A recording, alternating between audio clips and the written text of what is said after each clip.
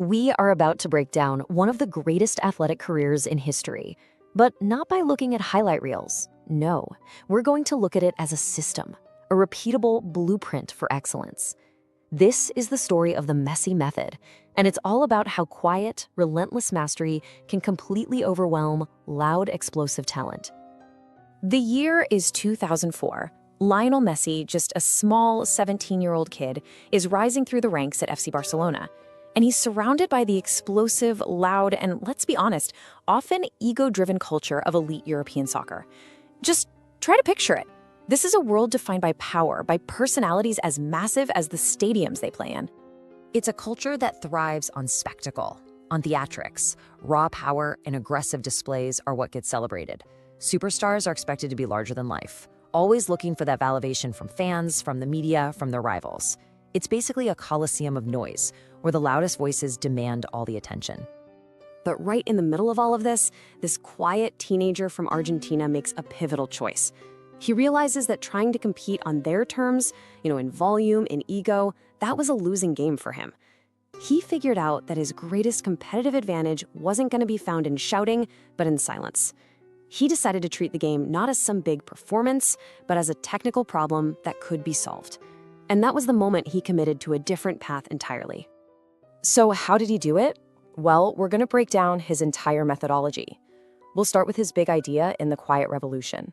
Then we'll see how this was forged in necessity by his early struggles, before we define his philosophy of control.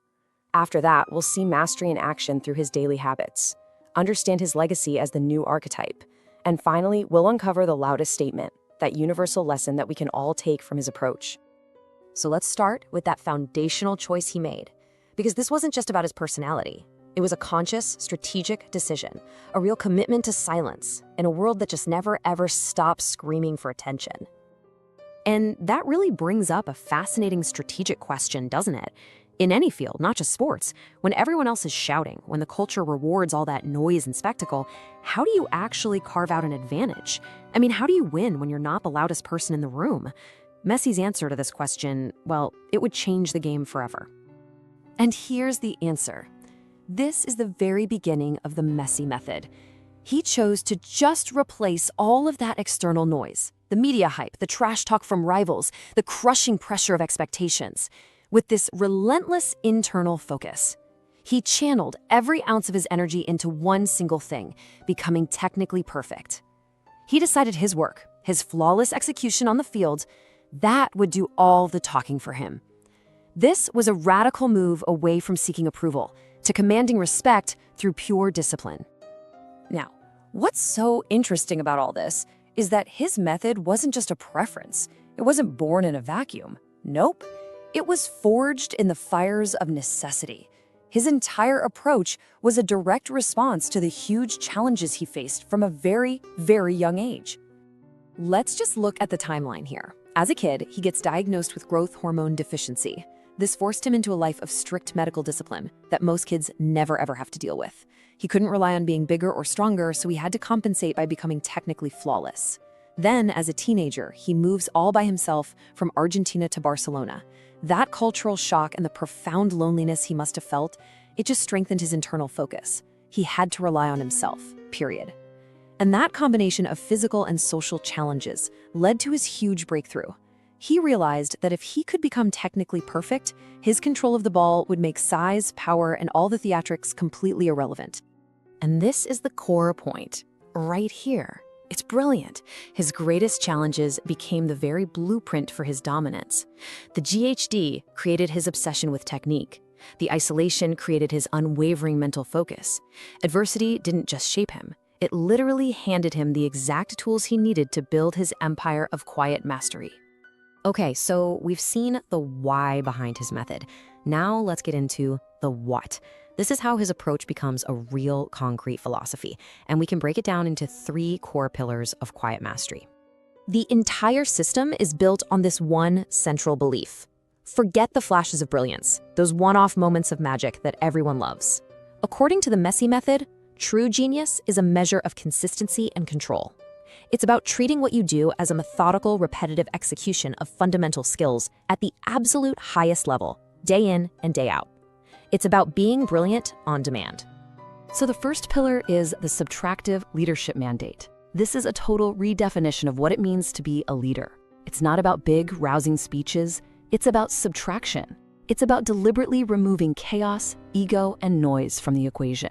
You lead by setting an unwavering, flawless example. Your consistency becomes the standard for everyone, and your performance is the only speech you ever need to give.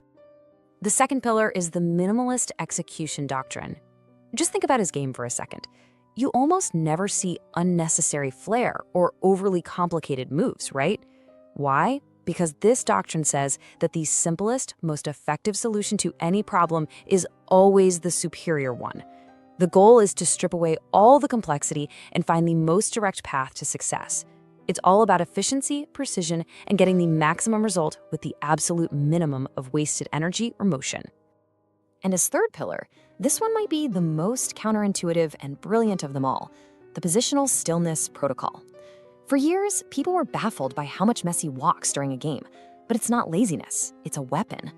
This protocol is about using inaction, walking, to conserve physical energy while his mind is firing on all cylinders. He's scanning, he's processing the chaotic movement of 21 other players, and he's identifying every single weakness in the defense. That stillness allows for hyper-efficient, explosive action the second the moment is right. So, let's put it all together. This slide really lays out the two worlds perfectly. On one side, you've got loud talent. It's all about theatrics, raw power, and constantly looking for external validation. It's often unpredictable and driven by emotion. But on the other side, you have quiet mastery. This is the Messi Method. It's defined by precision and simplicity. It values efficiency and control above absolutely everything else. And its power source? It's purely internal discipline. You see, he didn't just play the game differently, he was operating from a completely different philosophical core. A philosophy is great and all, but it's pretty meaningless if you don't execute it. So how did Messi actually turn these abstract pillars into concrete daily habits? This is where we see how the machine is really built, day after day, out on the training ground.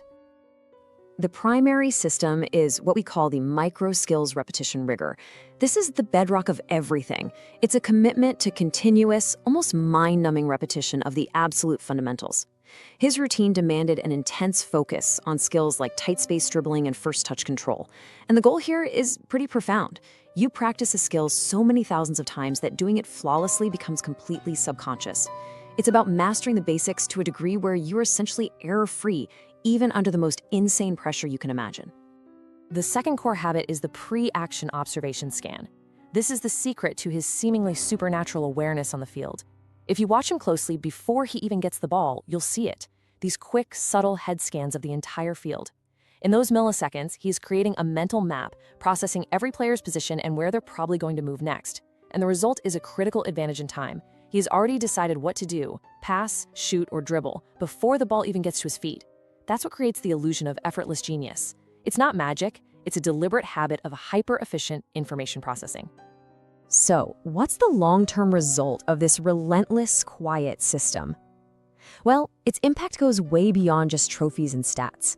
The Messi Method didn't just win games. It created an entirely new archetype for what greatness looks and sounds like. You know, before Messi, the ideal sports icon was often the charismatic, outspoken leader, the loud one. He completely shattered that mold. He proved beyond any doubt that unflappable consistency is far more powerful than conventional charisma. He showed the world that you do not need to be the loudest to be the best. His quiet, relentless excellence became a new and frankly more powerful form of charisma all on its own. And his true legacy is that this whole idea has become institutionalized. I mean, his approach has been studied, it's been analyzed, and it's been adopted into training programs all over the world. The value of minimalist execution, the strategic use of stillness, the obsession with fundamental skills, these are now core ideas in modern athletic development. He didn't just change his own game, he gave the entire sport a new blueprint for success. So, this brings us to the most important part of this whole thing. What's the universal lesson here? What can we take away from the Messi Method and apply to our own lives, whether it's in sports, business, art, whatever? When you boil it all down, Lionel Messi's dominance was built on a really profound truth. Genius is simply consistency applied to the fundamentals. So the lesson is this: The volume of your success is not determined by the volume of your voice, but by the sheer volume of your silent, focused practice. The Messi Method gives us a blueprint for this, and it starts right here. You have to deliberately and systematically remove the external noise. Shut out the distractions, the critics, the constant need for validation. Your focus has to turn completely inward. And once that noise is gone, you commit to one thing. Let your output, the quality of your work, the consistency of your results, let that be your only true measure of worth. Let the work do all the screaming while you stay silent and focus on the very next repetition. Because in the end, this relentless pursuit of excellence teaches us an immutable rule that applies to every single field of human endeavor. Forget the noise, forget the hype. Consistent mastery is the loudest statement you can possibly make.